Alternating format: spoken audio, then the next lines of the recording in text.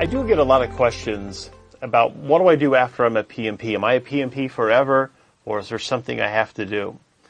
Well, you have to maintain your PMP. So right now, if you are not a PMP, this isn't really something to worry a whole lot about. Just know it's coming after you pass the exam, and you will pass the exam. Now, some of you are PMPs and you're taking this course as a refresher or to earn PDUs like we talked about earlier. Well, let's just be real clear on what PMI's requirements are to maintain your PMP.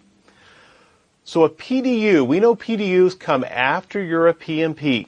A PDU is a professional development unit.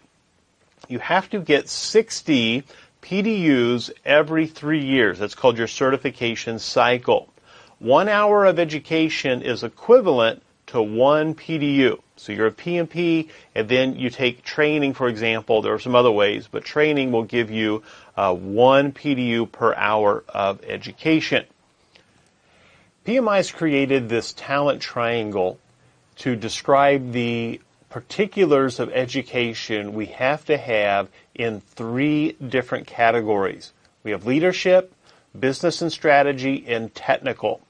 So of the 60 PDUs you must earn every 3 years, at least 35 of those must come from continuing education.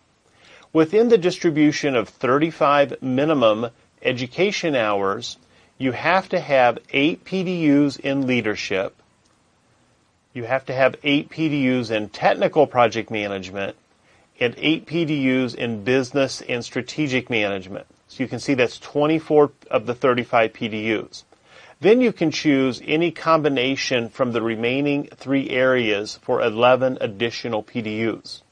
Now you're not limited to just 35 minimum education hours. You can get all of your 60 from education, but it has to be distributed with at least 8 in technical, 8 in leadership, and 8 in business and strategy.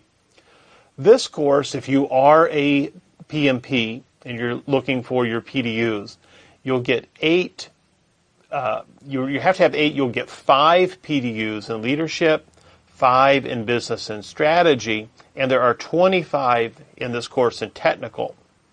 So by taking this course, you do earn 35 total PDUs, but notice that it's only 5 in leadership and 5 in business. So you'll have to get still an additional 3 in the leadership and 3 more in business beyond this course.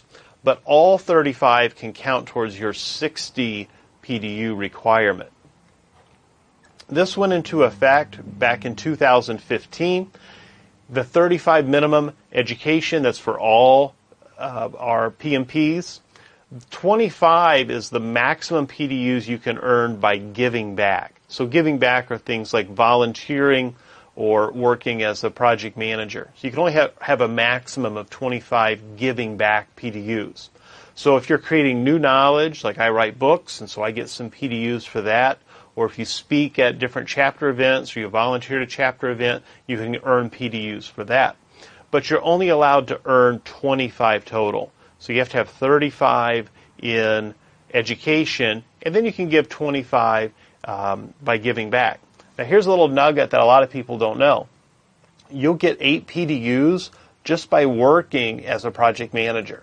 So you can have up to 8 PDUs just by being a PM. So there you go. That's a great way to get 8 PDUs right away. Our goal in this course, though, I won't be talking a whole lot about the PDUs anymore. Our goal is to focus on passing the exam, not PDUs. So I'm going to really leave this idea of PDUs behind. So if after this course you want PDUs, I have other training that's online that will help you earn your PDUs. All PDUs from education is fine. But first things first, let's focus on passing the PMP, and then we'll worry about PDUs later. I want you to use the memory sheets. This is a resource that is part of this course that has everything that you need to know. So use the memory sheets. It's a really good way to follow along in the course, just a quick way to reference processes and whatnot.